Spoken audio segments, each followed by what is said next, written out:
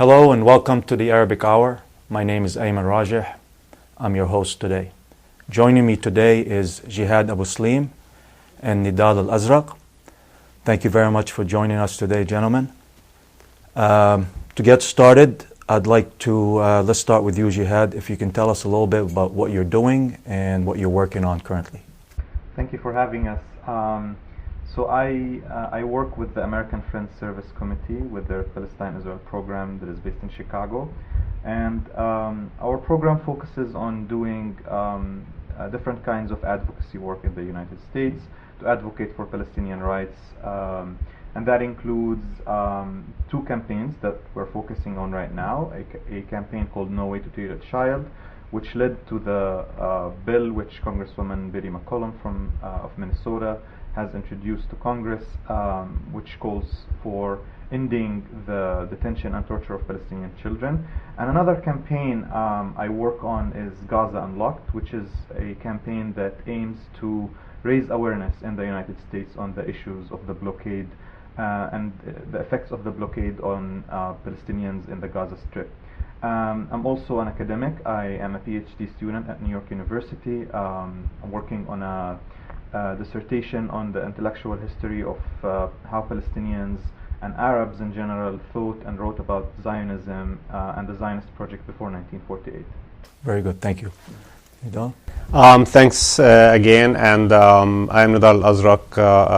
I work with 143. I'm the executive director of 143 organizations. It's an organization that focuses on the health, environment, and education in Palestinian refugee camps in the West Bank, in partnership with a lot of individuals and organizations like doctors from the Brigham Young hospitals, engineers from Tufts University, architects from the Boston area, and so many individuals and groups who are involved with us in our work in Palestine. I was born and raised in Aida refugee camp in Bethlehem in the West Bank, and currently I live here in Lexington, Massachusetts, and my life I consider it to be between here and Palestine, as I just returned back a few days ago from Palestine, focusing on the work we're doing there. Very good, excellent. And speaking of returning back from the West Bank, I'd like to ask you, what is daily life like for the average Palestinian, be it in the refugee camp or living in the villages and towns of the West Bank? That's a great question. I mean, this visit really was work-wise was very good. We did a lot of great work with the communities. Exactly what do you do when you go back? Yeah, we did really a great work with the communities there. Now we are building a preschool in Aida refugee camp, and alongside with the community health worker programs to serve the communities there in regards to diabetes and hypertension diseases, which they are the highest two diseases in Palestine, the hypertension and diabetes.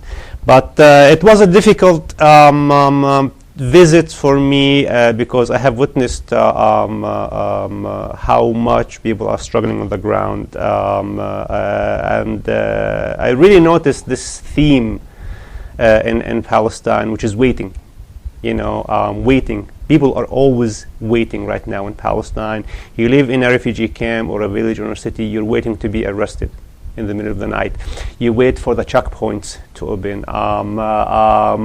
You wait for the next war on Gaza. You wait for a political solution. You wait for the Israel elections. You wait for this and that. So this notion of waiting is really exhausting people. On the other hand, I have to say, it is the worst time for Palestinians right now, politically, economically, you name it. But there's this energy, positive energy among communities. I really witnessed how much connected the communities are.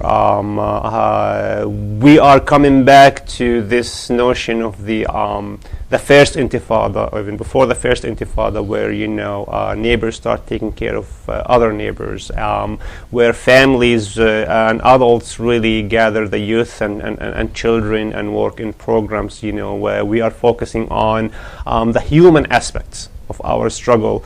We are focusing on giving the services with dignity to the people who are in need. I also really noticed something in our society in Palestine, despite all the odds that are happening there, is they are tired of being recipients of a service. They are tired, they don't want to be like only receiving services. They want to become active members, which really pushes a lot of organizations and foundations to not play the donor team. They're sending the message that Palestine is not a charitable case. No, it's a political case. Yes, they need a lot of help, in regards to water, to health, education, to jobs and everything. But they want to have these services with dignity, but also they want to become active members. They want to own the work. They want to run it. They want to sustain it. They want to be really, and this is one of the ways where you can empower the communities there. So it is dreadful, but at the same time, it's empowering. There's some hope, and it's empowering to see this positive energy there. Now, in Gaza, Jehad, while I Googled to see how big Gaza is, and it was 25 miles long, 6 miles wide, with over 2 million people living in that swath on it. I mean, when you think about that, it's I can't even imagine what that's like. So what is daily life like in Gaza, in the Gaza Strip? What do I do if I'm a Palestinian?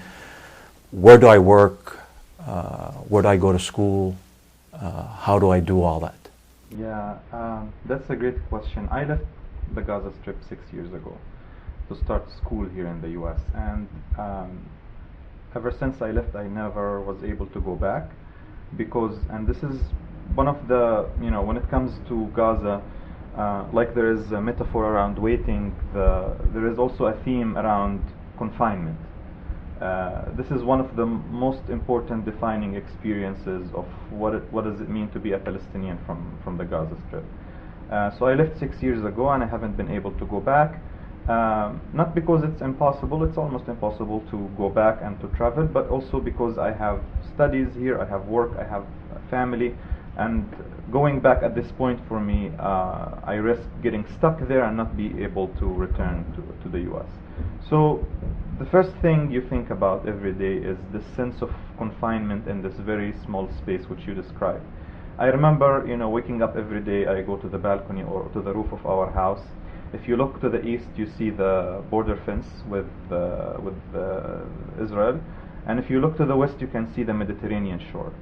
So every day there is a reminder of how small that space, how confined you are, and when people call it a big prison or the largest open-air prison in the world, it's not a metaphor that people give. It's actually a literal experience. It's something that people there experience on a daily basis. It's hard to sum up the daily life of people in Gaza because the experience there is very unique. And after spending 6 years in the US, I noticed that because of how unique the experience of the Palestinians in the Gaza Strip, it's really hard for people to relate, because living under blockade is something that the majority of people around the world haven't experienced. Iraqis can relate. People in Lebanon or in Syria now, in Yemen can relate to. But to describe it to an American audience, it's been hard. Let me just list the major challenges of the daily life there. You have 4 to 6 hours of electricity every day. So one of the first things you have to do is to figure out where and how to get fuel in order to run your generator in these dark hours of the night, when you don't have electricity, when you don't have lighting, when you have your children living in these concrete houses and are hot at night, or wanting to have some breeze, to cool off their rooms. 97% of our water is polluted. The water that comes through the municipalities, and that has to do, the aquifer is almost gone. So seawater and sewage water pollute our aquifer, and that makes 97% of our water reservoirs, produce water that is not usable. It's not usable. It's not suitable for human consumption. Travel is almost impossible. If you want to travel through Israel or through Egypt, this is a big challenge. If you're a patient, a student, someone with a foreign residency or citizenship, if you have business, outside, it's really hard for you to think about getting in and out of Gaza. Just last week, I have a cousin who, passed away in a car crash in a Gulf country. Thank you. And his wife and kids live in Amman, Jordan. His extended family, our family, live in Gaza.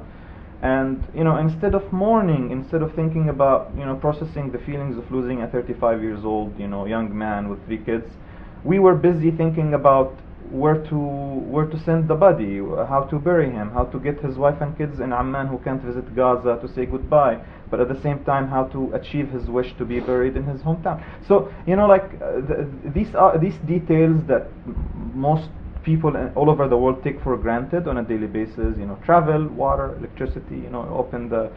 For me, it's still.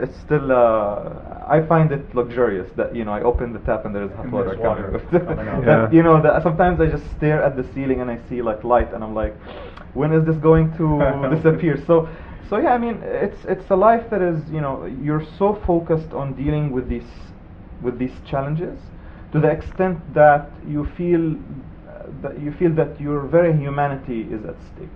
You feel that at the end of the day, after dealing with electricity, with travel, with your family, with nutrition crisis, all of these issues, you feel tired, you feel exhausted, you feel fatigued, you feel and that, of course, in addition to the collective trauma. Every other month, every few years, Israel launches a campaign of bombardment, and this causes collective trauma, especially for kids.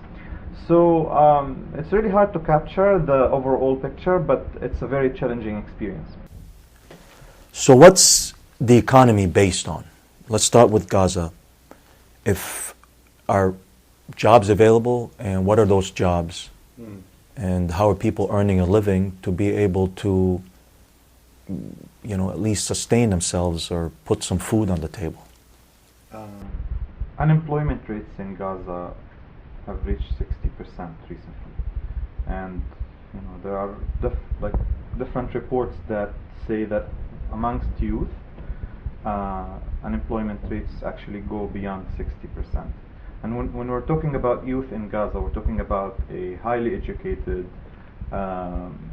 university graduates who finish school, finish college, and join an army of unemployed people. One of the major aspects of Israel's war on the Palestinian people in the Gaza Strip is to destroy the economy there. And that has been systematically achieved through first of all, the destruction of factories. Gaza used to export a lot of items, from clothes to furniture to even they used to make spare parts for televisions and technological equipment back in the 70s and the 80s. Most of these places are gone in 2014. And sorry, Israel is able to do this because, and tell me if I'm wrong, because they control anything that comes in and out of that strip of land. Yes, they control the air. They currently don't have a presence in Gaza itself, but they control the crossings, and their ships are roaming the seas. They can target any building, any facility they want to target. Just in the 2014 war on Gaza, 5 years ago, they destroyed dozens of factories, although these factories represented no threat whatsoever against Israel. So when you ask yourself, why would the Israeli military target factories, including a cookies factory in my neighborhood? It's a systematic effort on Israel's part to destroy Palestinian society by destroying the sources of income that preserves people's dignity and make people feel productive and go to work every day and feel dignified and feel productive.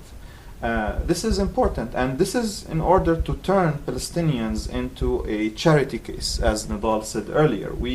Palestinians do not want to be charity cases. Palestinians lost in 1948 when they lost their land. The land for them was, in addition to being their land, which they inherited for generations and generations, the land was a source of dignity, because these people, they planted this land for centuries, and it ensured that they have food on their table. We were turned into a nation of refugees, but still we defied that, and we were able to create, an economy that, that can guarantee the minimum dignity for Palestinians. But still, Israel targets these facilities, these factories, in order to keep us, I'm using the words of an Israeli official who said that we need to keep their face just right above the water, so that we don't rise, we don't become. And this is the logic of the blockade, if you want to think about it. The reason why there is a blockade on Gaza is because they want to choke us, and they don't want to create a massive humanitarian crisis which would invite the world to intervene, but at the same time they don't want us to rise from the ashes of the blockade and the wars that they launch against us, in order for us not to think about the big questions, not to think about a strategy for liberation, not to think about overcoming the fragmentation which they caused.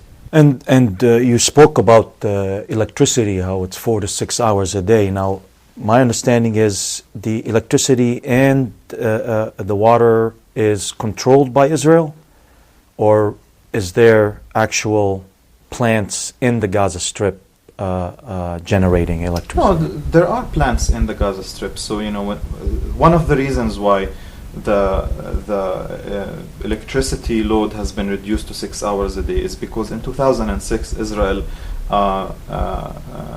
targeted the main power plant in Gaza, which cut significantly the amount of electricity produced by that plant. And recently, the issue of the electricity has been used as part of political blackmail by other parties by reducing the amount of fuel that goes into operating this power plant.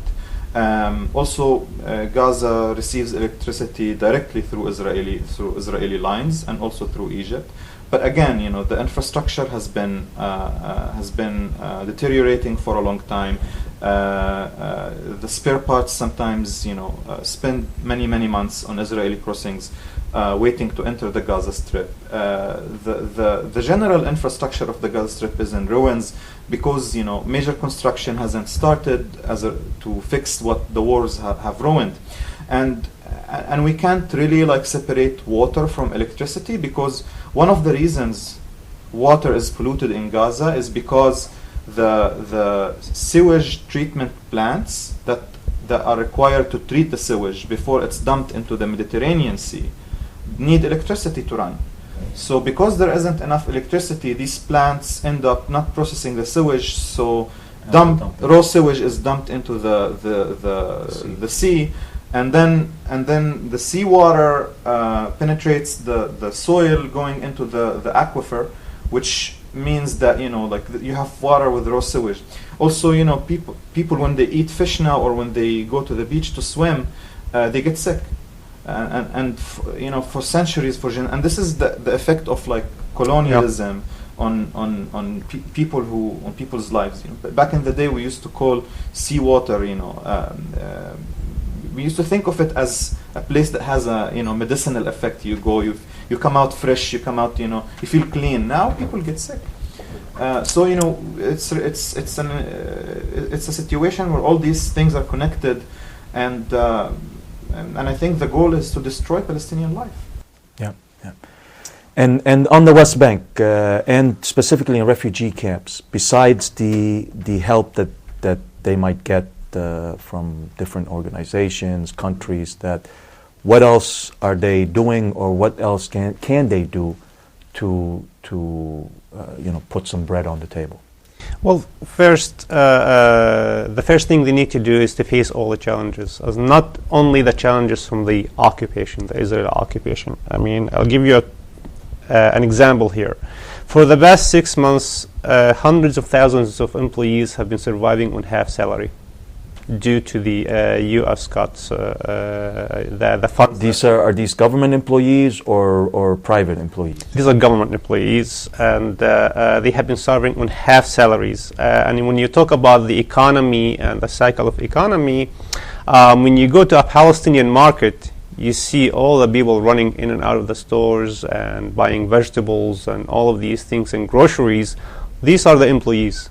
Now, when you go to the West Bank markets, when you go to restaurants, when you go to the hotel, when you go to any aspect of their lives, it's like maybe you will see 10% remaining activities there, and this is due to the salary cuts that has been going on for 6 months. Now, add to that the UNRWA, the U.S. When they cut the funds to the UNRWA, the United Nations, the UNRWA agency, immediately affected the education and health sectors there, and you have a very large segment of employees, Palestinian employees, who work also with the UNRWA. So these government employees and the UNRWA employees are the major operators of the economy in the Palestine.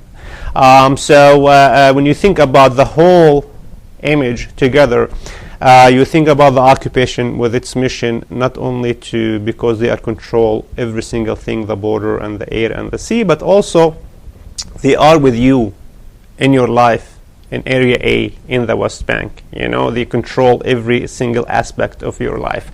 And you have the settlers who live in the West Bank, who their mission is to really kill the identity of the lands.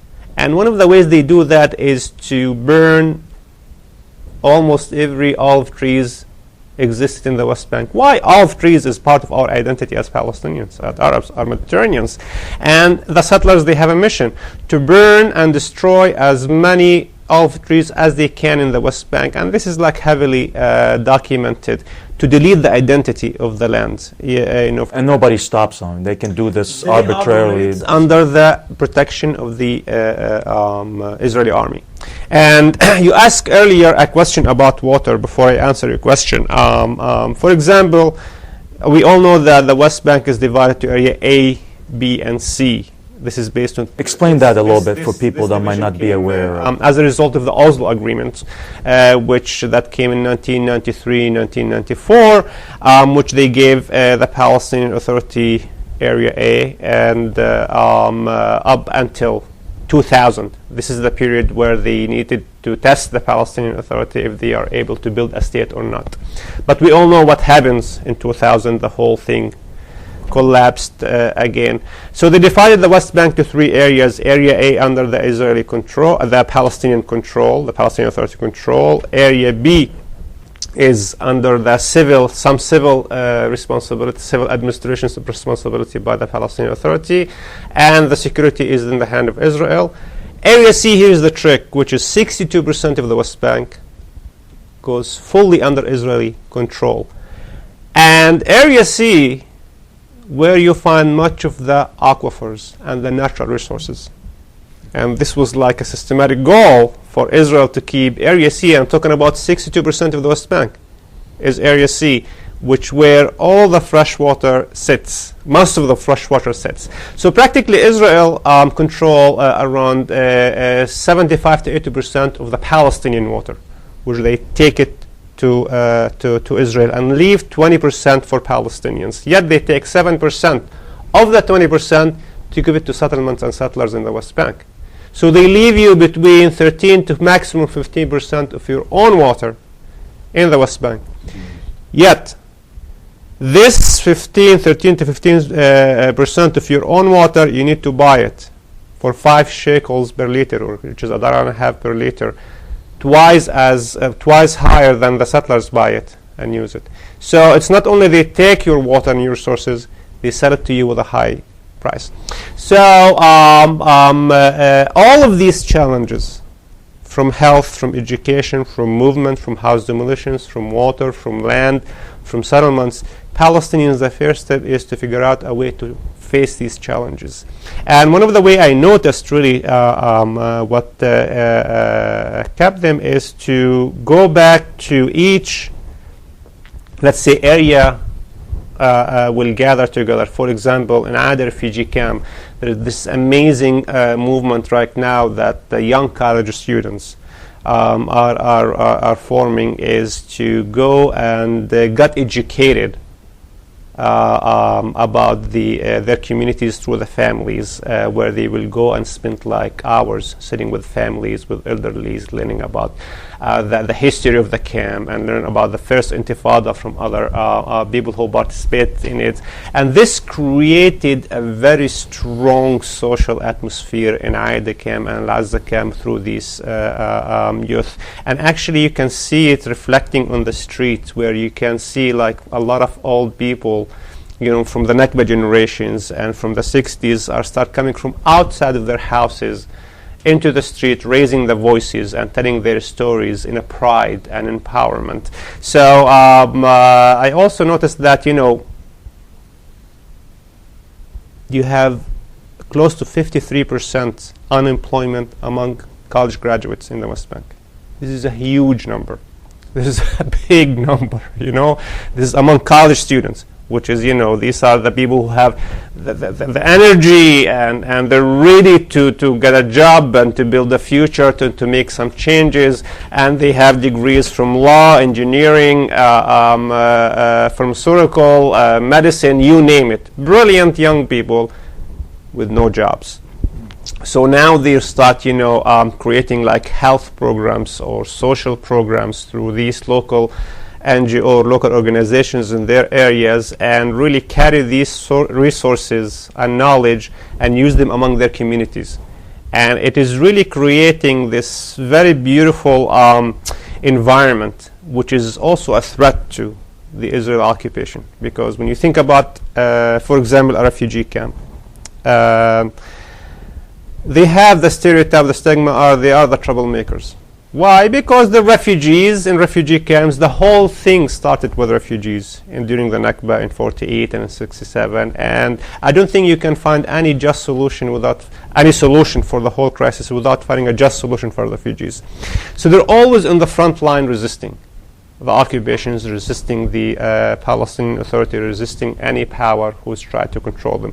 So you'll find the UNRWA try to control the refugee camp. You find the Palestinian Authority try to control the refugee camp. You find also the occupation always intensifying their pressure on the refugee camp.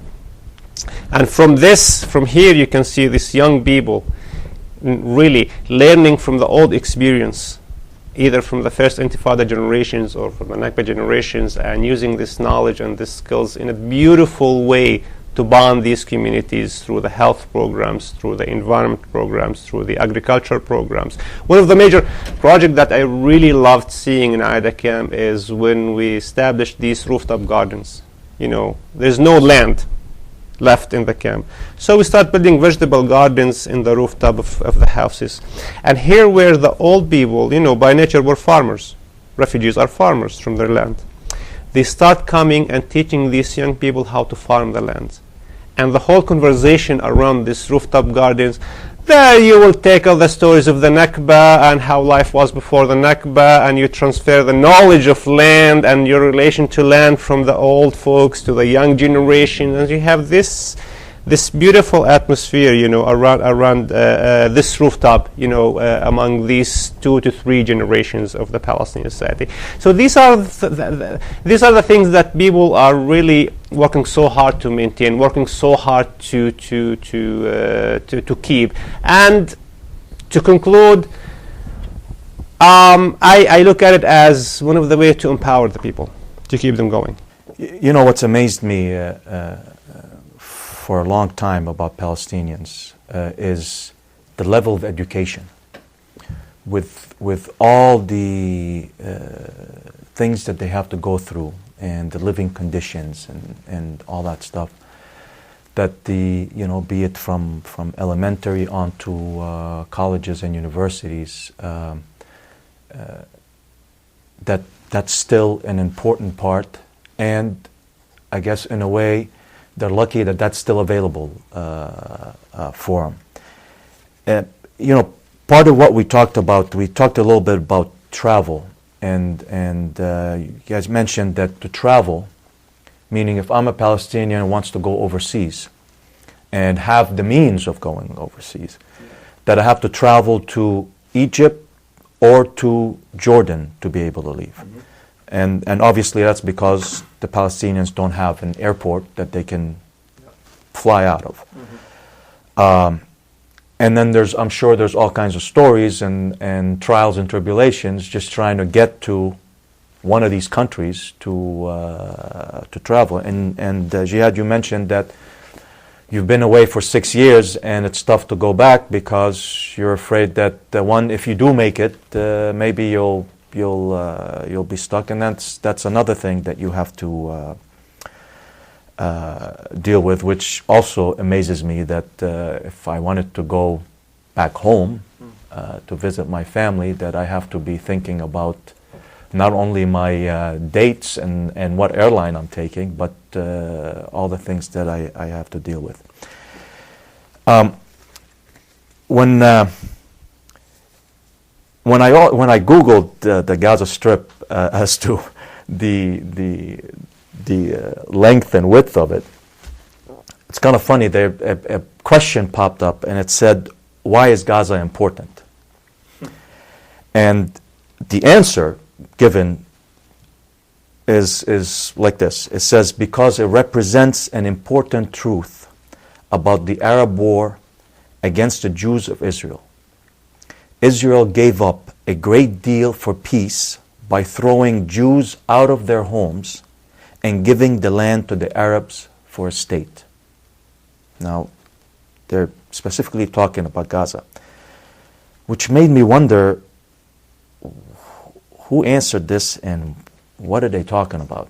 But I'd like to hear your thoughts on if I'm on Google, I'm getting this type of answer of why is Gaza important. So I want you to tell me, why is Gaza important? And also maybe a little bit as to what you think about this statement. What an interesting statement. There are many reasons why Gaza is important. I mean, Gaza, after all, is a Palestinian city that has stood, the challenge of time and history for thousands and thousands of years. It's one of the, ancient cities of the Middle East. It witnessed, many civilizations passing by, establishing themselves there. It's been part of all the great civilizations that, have been in our region. If you open any history book, you will find the word Gaza there to witness to, Gaza was a great center during the Greek era. It was inhabited before the Greeks by, ancient Semitic people, and then throughout the Roman and Muslim and, all different eras, historical periods, Gaza was an important hub because of its geographical location. It's the last city that you pass by on your way from the Levant, from greater Syria region on your way to Egypt. It's the first city that you encounter on your way from Egypt to the Levant. It's a major city. It's a major hub between Asia and Africa. So for conquerors, for kings, for the armies that passed by, taking Gaza or controlling Gaza was an important strategic thing to do. And today Gaza stands on layers and layers of architecture and magnificent ruins from all these different eras. You see mosques, you see churches. During the Greek and Roman era, Gaza had its own calendar. And then during the Islamic era, great scholars and like Imam al-Shafi'i came from this town. The grandfather of Prophet Muhammad is buried there and has a mosque named after him.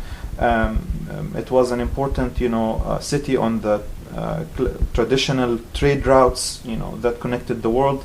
So it's a city with a rich history, and it's a city with a rich cuisine, with a rich culture, like most Palestinian cities. Palestine, in terms of its location, is situated at the heart of the ancient world and the modern world. So there is a lot of culture, there is a lot of history, there is a lot of experience that came from the successive civilizations that that Palestine in general and Gaza in particular have witnessed, passing by and establishing themselves and then going, and then new people come. So this is why Gaza is important in general, but in particular, Gaza is important because of its role in the Palestinian struggle for self-determination and for liberation from settler colonialism and occupation. Before 1948, before the State of Israel was established, Palestine was divided into administrative units, regions, and called sub-districts or districts. And one of the largest sub-districts of historic Palestine was the Gaza district. Before 1948, there was no such a thing called a Gaza Strip. The word strip came after 1948. So Zionist militias conquered Palestine, and they established the State of Israel. And then 200,000 refugees out of 750,000 refugees, they seek refuge in what would become the Gaza Strip. It's a small region, as you described it, in the southwestern part of Palestine, where it wasn't occupied by the Israelis in 48. So 200,000 refugees flooded to this area, in addition to 100,000 Palestinians who are from the Gaza region itself that wasn't conquered. Yeah, so that's why 70% of the population of the Gaza Strip today are refugees who come from towns and villages that are just across the fence with Israel. So some of these people can actually locate their villages as they're looking across the fence. And some of these people can, if they walk for 20 minutes or 30 minutes, can reach their villages that are located in what is today the State of Israel. So, the Gaza Strip is born in 1948. It's a strip of land that remained from historic Palestine. And in that strip of land, Palestinians lived in refugee camps and in their towns and villages with the notion of waiting for return, with the notion of waiting for something to happen. But they also didn't wait. They had their agency, and they took a lot of matters in their hand, and they resisted from day one. If we look back at history, thousands of Palestinian refugees who were trapped in Gaza actually tried to return to their towns and villages in the 1950s, but they were met with violence. They were met with mines. They were met with murder. So when we see the fence today, when we talk about the fence around Gaza, this fence was built by violence. It was built by blood. It's not a natural border, and it's not a state border, because there are no agreements that say that it's a natural border. So in the 1950s, Palestinians in the Gaza Strip and elsewhere, they resisted the notion of resettlement of the Palestinian refugees. In 1955, Palestinians in Gaza, they rose an uprising against a project to resettle Palestinians in Egypt. In the 1960s and the late 60s, after the 67 occupation, Palestinians in Gaza, they resisted that occupation too, and they continued to resist throughout the 70s until in 1987, the first Intifada, the first Palestinian uprising. The spark happened in Gaza before it spread to almost every part of Palestine. So there is a rich political history to how Palestinians in the Gaza Strip have resisted the occupation and have continued to commit to a compass that points to a free and liberated Palestine, and continue to do so. Now, to comment on that statement that you mentioned, first of all, the settlements that were built in the Gaza Strip after 1967 were illegal according to international law. So when Israel withdrew these settlements in 2005, they weren't giving us a favor. Actually, they were giving themselves a favor, because those settlements were illegal. And if any other country in the world moves settlers to an occupied territory, they will be held accountable, and according to international law. And second of all, 70% of the people who live in the Gaza Strip are not from the Gaza Strip. They are refugees from towns and villages and cities that are located in what is today the State of Israel. So these people, they're still waiting to go home. They're still waiting to return. And third of all, Israel did not actually leave Gaza alone in 2005. Israel still continues to control Gaza's crossing. Patients my dead cousin, students, myself, we need to travel through Israeli-controlled crossings or Egyptian-controlled crossings. Israel still, bombs any target in Gaza as it wishes. Israel still, imposes a sea blockade on Gaza, preventing fishermen from fishing. Israel still continues how much fuel goes into Gaza or doesn't. So, like our life, our bodies, our, the quality of our life is controlled by Israel.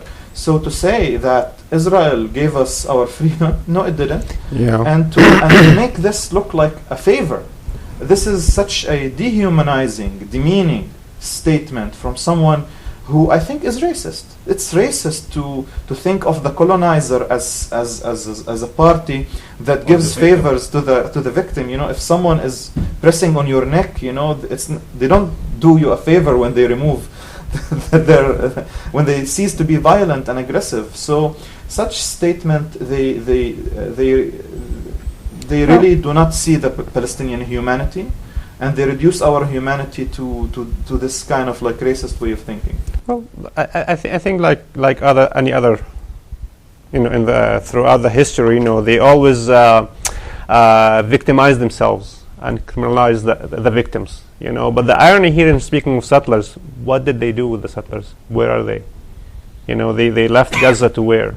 Here's the irony, to the West Bank. To the West Bank. And to 48 Arab areas where made their life miserable. It's like they took them from there, not send them back to Europe or settle them like some. No, they have places. They came and they stole and occupied more land From occupied Palestinian land to another occupied Palestinian. Yeah. So here, but also you have a unique case. Speaking of traveling here, you have Jehad from Gaza, and I am from Bethlehem. I've never stepped a foot in Gaza. Why is that? Because I'm not allowed. Gaza is between Gaza and the West Bank. If I want to drive without traffic, I'll reach it in 45 minutes. To be quite honest with you, from where I live in Bethlehem. So it's not that far. But all this area is controlled by Israel. The border of Gaza is controlled by Israel. Areas checkpoint, which is the main, I think, checkpoints, that goes. It's controlled by Israel. So I'm not allowed to go there. So there's the irony that we grow up 45 minutes apart. We couldn't meet, and here we are sitting with you in Somerville, United States, being interviewed in Arabic hours next to each other.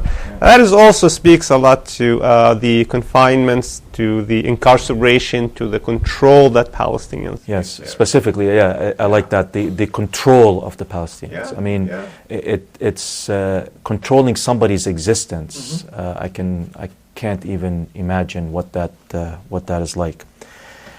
I know there's been a lot of talk lately about the March of Return. And for those that might not be aware or haven't followed the Palestinian cause, what exactly is the March of Return, and what does it symbolize for Palestinians specifically?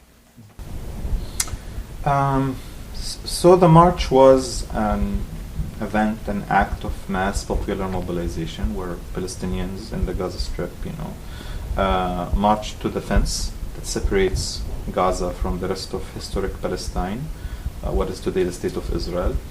And for those Palestinians, this fence is a daily reminder of what happened in 1948. It's a reminder of the Nakba that befell Palestinians in 48. So the reason why people marched there is to say that we are refugees who just want to go home. The message was that simple. And it's called a March of Return because the organizers of the march were grassroots organizers, people who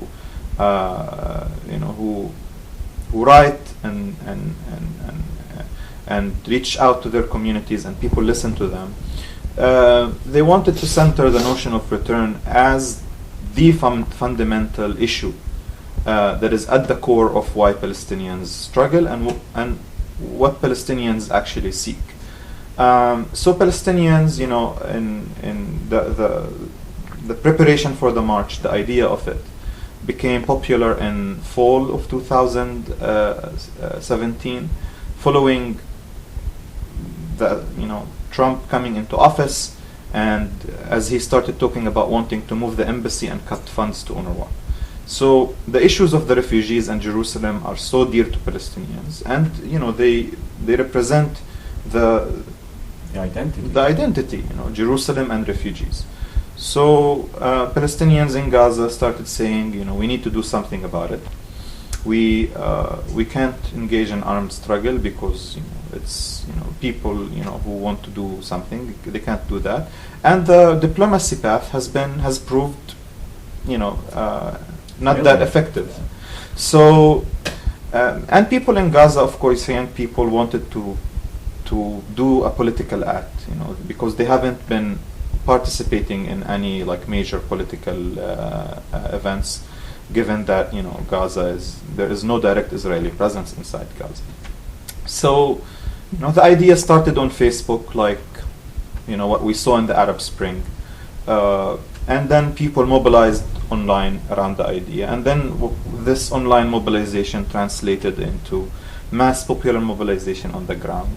And people marched to the border, in an unarmed, peaceful manner, carrying signs, doing cultural activities, hoping to tell the world that, look at the Gaza Strip, look at our predicament, look at our tragedy, look at the crisis that is a result of the blockade. We have a blockade here, we're under occupation, we're being choked, but at the same time, we want to remind you of the root cause of why there is a tragedy in Gaza, which is the fact that 70% of the population of the Gaza Strip are refugees who were expelled from towns and villages and cities in 1948. So, the goal of the march was to get international attention, was to mobilize international opinion in order to intervene and end the blockade and address the issue of the refugees. And what happened was that Israel responded in a violent manner, setting a course of, a cycle of violence and retaliation that led to the murder of more than 300 Palestinians. 25,000 Palestinians were injured, some of whom lost their limbs, young people lost their arms or legs, sometimes both. And and now there is a sense of cynicism in the Gaza Strip towards this kind of action, because for long the international community has been saying, when will Palestinians rise in unarmed forms of resistance in Gaza? There is only Hamas and rockets. And when Palestinians did so, they were met with bullets that are called butterfly bullets, that once they enter one's body, they explode inside to make it impossible for that limb to continue to be attached. Yeah. So there is a sense of disappointment, frustration in Gaza today as a result of how Israel responded to that event, and also how the international community continued with its inaction and passivity towards Israeli crimes. Yeah, I didn't hear too many condemnation of anything, and this is actually the first time I've ever heard of a butterfly bullet. You said. Unfortunately, you bring something cute and you attach it even to a bullet. I mean, it's again, I cannot imagine what that feels like. You're trying to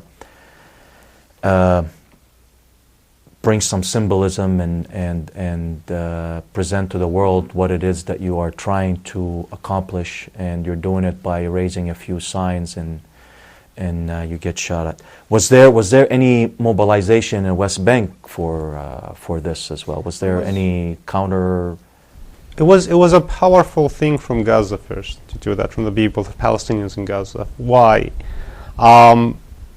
When the March of Return started, Palestinians, and not only in the West Bank, and the refugees in the Arab world, starting at this group of Palestinians who have been living in one place with the blockades and war and destruction, they have the energy to be gathered in thousands and get organized in thousands and march every single Friday. It was really, it empowers us. It gives us hope the ones who live in the West Bank who have a little bit more freedom than the ones in Gaza to be inspired by them. It was very minimum activities in support of the march of return in Gaza due to a lot of factors. One of them is the split between Fatah and Hamas, which really reflected on a lot of Palestinian movements and individuals in the West Bank. Yet there was a lot of support through among organizations, among group activists from the West Bank and the Arab world, actually, to the march of return. One thing we wished is we would start imagining when we saw the march of return in Gaza is, oh my God, what if like the whole Palestinians in the West Bank and the whole Palestinians in the Arab world did it for one Friday, everybody marched toward the border? What would Israel do? You know, because it was a really such a fantastic, great statements. And as Jihad said, it's a reminder that the root cause is the Nakba. It's what happened in 48. This is what we are demanding. Yet, I'm sure, you know, if this happened, it will be faced by violence by Israel, but it would have been really an amazing action. Very powerful. Very powerful. However, I would say that based on what I witnessed and saw in the West Bank, where Israel is really moving full speed with settlements, where Palestinians in the West Bank now live on only less than 10% of the land. These are Palestinians. And this 10% of the land, not only one unit. They're like segmented and divided. If you want to travel between Bethlehem to Ramallah, you need to pass through a lot of checkpoints and settler roads, etc., etc. So Palestinians in the West Bank are actually very, very close to that similar and even more larger techniques. Not only to start marching toward Jerusalem in 48, I think we are going toward a big explosion in the West Bank, because there is not much left for Palestinians there, which is, you know, I can see Gaza as an example, and I guess I can see actually the march of return as a lesson for other Palestinians to learn from. And I think that, you know, our role here as Palestinians in the diaspora is to be able to uplift the messages of, you know, our people back home when they rise and protest, because at the end of the day, the goal of a protest is to, you know, call for attention and intervention. And that's why it's important for us to build here, so that when there is an event like that, we're capable of, you know, supporting it and by holding those who commit war crimes accountable, and by being able to uplift the messages of the people back home. And I think this was one of the challenges. I don't think the international community or even the Palestine rights movement here was ready for such an event coming out of Gaza. So there was a sense of confusion and loss, and people weren't ready that an event of the sort would also continue over like a period of months. So I think that brings to our attention the issue of building here as well, in order to uplift the efforts that happen back home. In the beginning, you mentioned that you're working on what's become known as the McCollum Bill, HR 2407, which basically states or asks or hopes that Israel stops arbitrarily and systematically arresting children and putting them in jail and for almost nothing, for being children sometimes. So I just wanted you to talk a little bit about that, and maybe our viewers and explain how they can help in bringing this forward and bringing it to their attention, and hopefully to the attention of their member of Congress, and see if we can get some movement on that. For sure, definitely, I think it's a historic achievement that there is a congressperson who is willing to, you know, to bring to this institution that historically backed Israel unconditionally. I mean, even people now think of the Jerusalem embassy move as a Trump decision. It's actually, this was a Congress decision that Trump only implemented as an executive.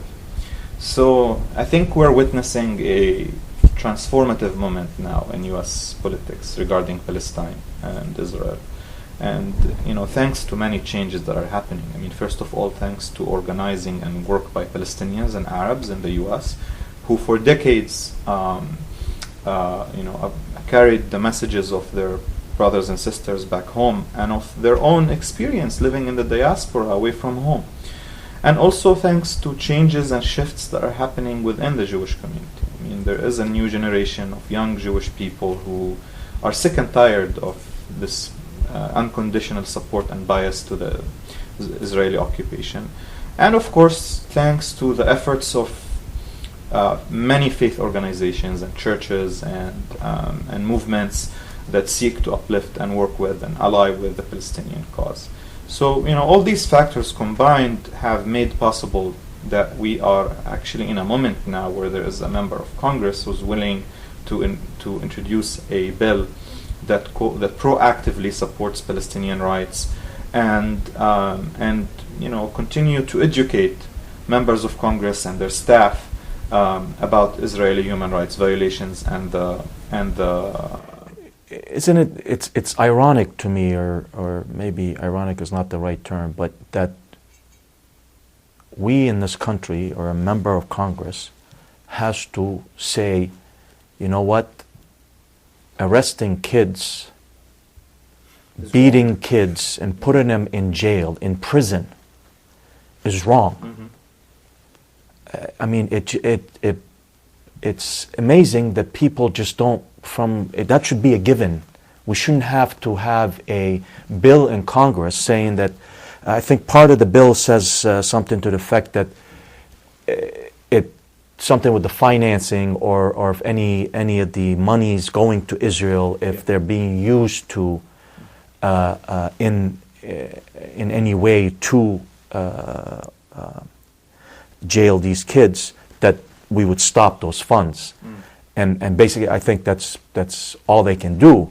But just the fact that we have to have a bill in Congress saying that jailing kids and putting them in prison is wrong is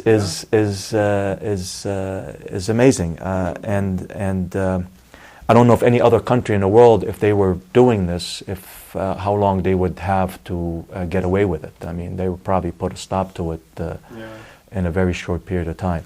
But again, I mean, this speaks to the alliance between the U.S. and Israel and the U.S. unconditional support.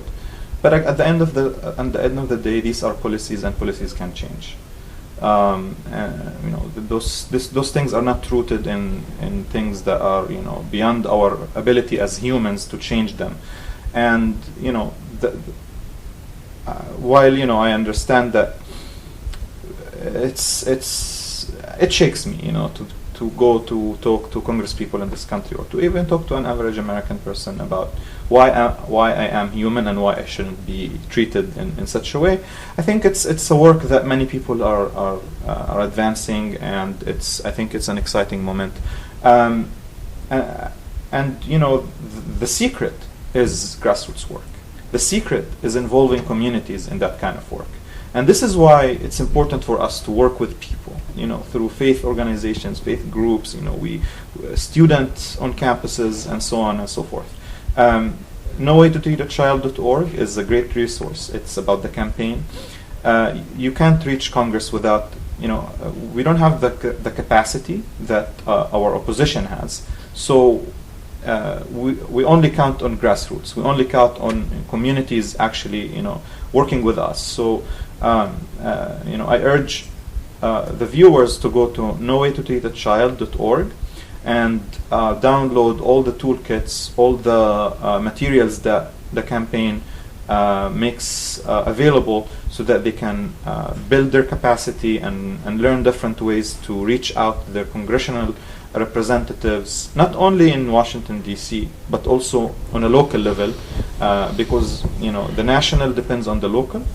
talking to the Right. senator offices and Congress people. And I think with that kind of work, with that kind of energy, I think we will be able to change things on the ground. I hope so. This is a question for both of you. How do you see the future? Or what do you see in the maybe, let's keep it in the near future?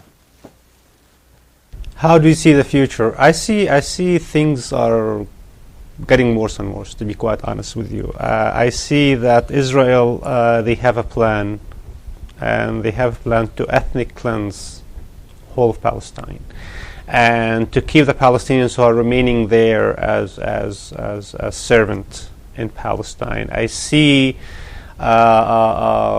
Palestine is remaining in a small cities and ruled by municipalities. These communities are not connected, fragmented, segregated. I see a whole generation that is rising. Speaking of child incarcerations and imprisonment, is being locked in prison, being destroyed in the interrogation rooms. That I see rise of settlements. I see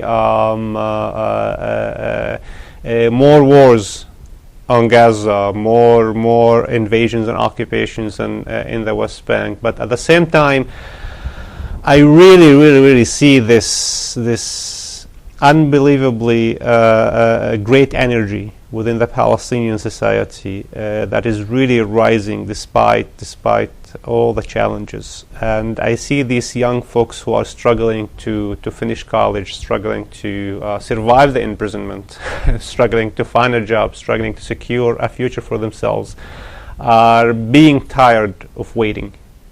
They're really tired of just stay in their homes, in the refugee camps and villages, waiting for the Israeli action, waiting for the response from the Arab states, waiting for the U.S. elections to be changed, waiting for this and that. I see these young generations are really shaking this notion of waiting away and start acting, getting organized and acting. And I see a hope in that. I see these young folks who live under this brutal occupation, either in Gaza, the West Bank, or in 48. We should not forget the Palestinians in 48. There are places in 48 who are struggling more than the people in either refugee camp, due to the racism and prejudice from the Israeli state. So I see this amazing bridge between young people, Palestinians in 48 and in the West Bank, the projects and their communications and their bonding. I see the young Arabs, from the Arab states, who are struggling to find a country that will let them meet, and discuss the future, not only of Palestine, the future of the Arab region. I see this huge, brutal machine that is really full speed destroying us, is faced by this beautiful, amazing young energy that's going to defeat it. So it requires a lot of support from us here, huge amount of support from us here, economically, politically, socially, from all aspects. And but there's a high price for it. As this before I left Palestine, this old man told me. He's like in his maybe late 70s. He said, look, we survived the Nakba. We lived the 60s, we lived the 70s and the 80s, and we lived this period of quietness in the 90s and the brutality of the 2000s. And he said, I've never seen such situation. He said it. He survived all of these things, and he said, "I've never seen this worst of situation." And I asked him why, and he said, "Because he told me." I will never forget that. He looked at me in the eye and he said, "We've been sold, as Palestinians, we've been sold, and our only hope in this Arab world is to build and raise a new generation that will accept the other and that will fight for the unity of the Arab world." He told me this is an opportunity for all of us to bring back Palestine as part of the Arab world, and I see that I see that happening. So, and Jihad? It would be foolish to think in fully pessimist or optimistic way about the future. I think it's a combination of both, like Nidal said, and I see positive things in the horizon. You know, I see an unprecedented shift and change in the U.S. regarding Palestine. I see a growing awareness in the Arab world against normalization, against these oppressive Arab regimes that are now natural allies with the right-wing government in Israel, and conducting themselves in a way that really is offensive to their own history and the sacrifices of their own nations. And I see also these energies in Palestine that Nidal mentioned. People who are willing to defy all the challenges, who are willing to create popular universities to educate the who are willing to build agricultural cooperatives in order to become economically independent and self-sufficient. I see these great initiatives, these great writers who all continue to raise the awareness about history and politics and identity. But at the same time, to be realistic, we see a deterioration in politics in the Arab world in general as a result of the rise of sectarianism in the region, and as a result of the setback of the Arab Spring and what that brought to us. And also, if you look at the world today, the world is a turning point. There are big questions that face the world. The rise of the right and chauvinism and fascism and environmental crisis and so on and so forth.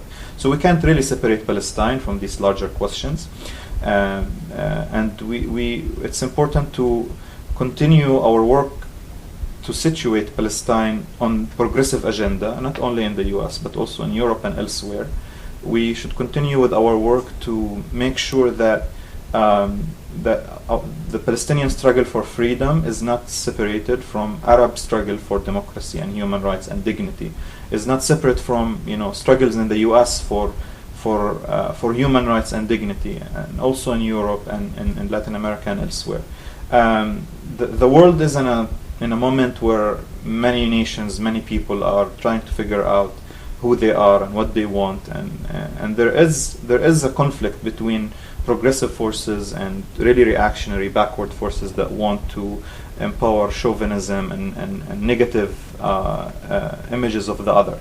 And interestingly, Israel is finding itself on the side of the Modi government in India and this or that fascist government here and there, and it's an opportunity for us to help educate the public, not only in the US but all over the world, about what this oppressive system is about, that is the state of Israel, and how it seeks, and how it's not even good for the Jewish people, neither here or in Israel itself. So I think with going into the near future with this combination of pessimism and optimism, being aware of all these forces and all of these changes and all of having a global perspective, I think this will help us preserve our sanity as people, because at the end of the day we're human. Yeah. And also humanize our struggle, not in the eyes of the other but also in our own eyes. We can't have unrealistic expectations from ourselves, but at the same time we know that in order to preserve our humanity we have to continue with this. Absolutely. Where do you recommend people go to continue educating themselves about Palestine? And also, please mention specifically what you're doing on an individual basis, where people, what websites and so on they can. Go ahead. This is really a good question. With the media, especially here in the U.S., with the media being politicized and controlled, we always need to look for alternative media to educate ourselves about Palestine and the Arab world and the Middle East and Latin America and Africa and elsewhere, because the news that comes to us here in the U.S. is like a filtered, news. We receive it this much. For example, here in the Boston area, we have great scholars, Palestinians and non-Palestinians, who have been researching and writing about these topics. Many of them were here in Arabic hours. I will encourage them to as a start, to go to look at the archive for Arabic hours. Because as myself, as Palestinians, when I look at the Arabic hour archive, it's a wealth of resource, scholars, academics, historians, you name it. You can really sit for hours and days getting a lot of good information, and from these individuals, and to follow them from scholars who are publishing books, etc., etc. But there is also, we all need to really look at the positive and empower ourselves. There's a lot of good things happening in Palestine. For example, there's a lot of groups who are working on beautiful, nice initiatives and projects in Palestine that really needs a lot of support and needs a lot of help. We work through 143 and through your organizations and others. We work on establishing health community programs, agricultural programs, preschools, environment and water programs in these refugee camps. So go to 143 websites, get in touch with me. I am available. I'm here to sit and chat and direct you. In the Boston area here, from September until November, it's a very active town in terms of the Palestine Film Festival, in terms of all these Palestine events. I was sitting with my wife last night, listing her events that she's organizing. Scholars are coming to Boston, such Noura Riqat, to talk about her new book. She's coming. Other scholars are coming to Boston to talk about their work and their books and publications. So take advantage of all the public events where you will meet a lot of people and hear a lot of stories. And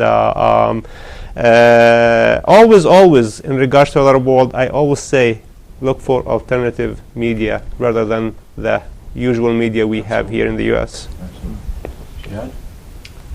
In terms of my work, the Gaza Unlocked campaign is a campaign that seeks to educate the public in the U.S.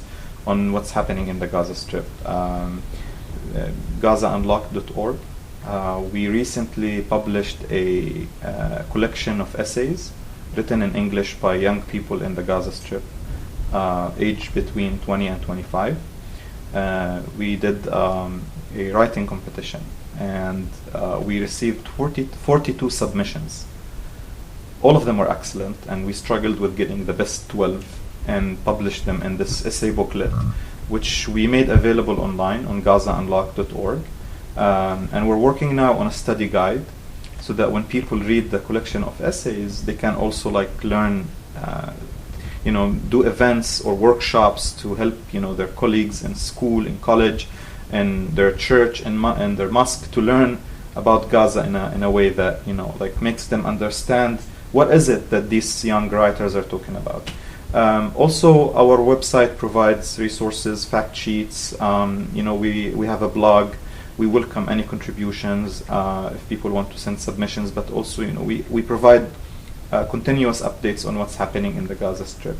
And another resource is the No Way to Treat a Child website, which provides updates on the campaign, updates on the McCollum bill, and also provides resources, tools, toolkits that people can use. And we do webinars every other week where we do training for organizers who are wishing to be part of the campaign. So we post updates on that, and there is a list that people can subscribe to. And like Nidal said, you have plenty of alternative media sources. My favorite is Democracy Now!, of course. It's where people can learn about what's happening. The Palestine Film Festivals provide a beautiful glimpse into different aspects of the Palestinian experience. And of course, go to events, go to encourage students. Students on U.S. campuses now need a lot of encouragement from the community, especially that there is a lot of there is an growing assault on students who do work around BDS. So to show up at their events, to show them support, to make them feel that they're not abandoned by their community, that their community stands with them in their struggle on campus, which is an important arena to advance, like the education and awareness around Palestine, and to continue to read. And I think, or listen to audiobooks now that, this is an option. I've been in a PhD program for 5 years. I've been, in Palestine and so on. And I still find that there is so much to learn about our history, not only as Palestinians, as Arabs, because our region is one, our experience is one, our destiny is one. And to encourage, people to learn more. There are amazing podcasts online. There are amazing, websites now, independent websites that provide plenty of resources, that you can listen to, watch, or hear. And once you decide that you want to learn, you will find the knowledge out there waiting for you. Fantastic. Well, gentlemen, thank you very, very much for your time. Thank you. Thank you. I learned a lot today, and I wish you the absolute best for you and Palestine. Thank you so much. And to our viewers, thank you very much for watching, and this concludes our segment.